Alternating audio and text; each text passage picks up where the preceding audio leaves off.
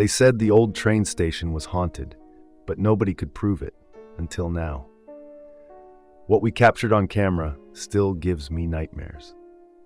There's an abandoned train station on the outskirts of town that's become a local legend. People swear they've heard ghostly whistles, seen flickering lights, and felt something cold brushing against their skin. It's been closed for decades, but the eerie stories never stopped. We decided to spend one night there to uncover the truth, but what we found was far more terrifying than we ever imagined. It all started when I heard about the old Ashwood Station.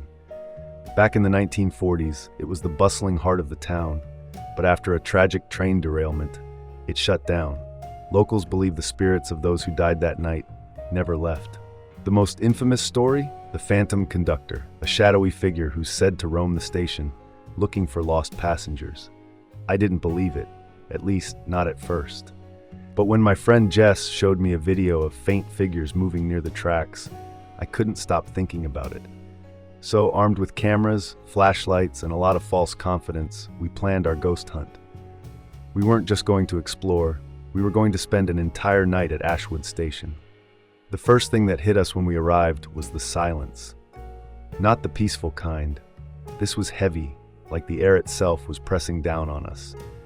The station was in ruins, shattered windows, rusting tracks, and a waiting room covered in graffiti and layers of grime.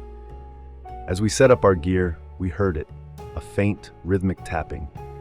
It sounded like someone walking on the old wooden platform. Jess and I froze, our flashlights sweeping the area, but nothing was there. We started the investigation in the waiting room, where people claimed to hear voices. At first it was quiet, but then the temperature dropped. Dramatically. My breath fogged up in front of me, even though it was a warm summer night. That's when we heard the first whisper. It was faint, almost like a sigh, but clear enough to send shivers down my spine. Jess asked, "Is anyone here with us?" And our EMF detector spiked. It was the first of many chilling moments. Next, we moved to the ticket booth. People said the Phantom Conductor was often seen there, pacing back and forth. As we entered, I felt a sudden wave of nausea. Jess felt it too. Then, out of nowhere, a loud bang echoed through the room, like a door slamming shut. But there were no doors left intact in that place.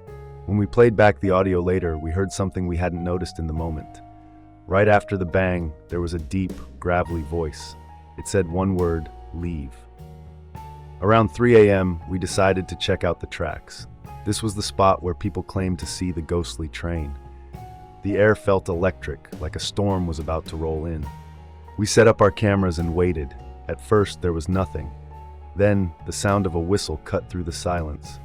But it wasn't from the distance, it was right there. A cold wind rushed past us, and I swear I saw a faint light moving along the tracks. Jess screamed, and when I turned, she was pointing at the platform. There, clear as day, was a shadowy figure. It was tall, wearing what looked like an old conductor's uniform. The figure didn't move. It just stood there, staring at us. My camera wouldn't focus, no matter how much I tried. The figure slowly raised an arm, pointing towards the waiting room. Jess grabbed my arm, and we ran. We didn't stop until we were outside the station, gasping for air. When we reviewed the footage, the figure on the platform wasn't there. But we did capture the whistle and the strange light near the tracks. And that voice, the one telling us to leave, was unmistakable. To this day, I don't know if what we saw was real, but I haven't been back to Ashwood Station, and I don't think I ever will. Sometimes, curiosity can lead you to answers you're not ready for. If you want more terrifying stories like this, hit subscribe and stick around for the next chilling tale.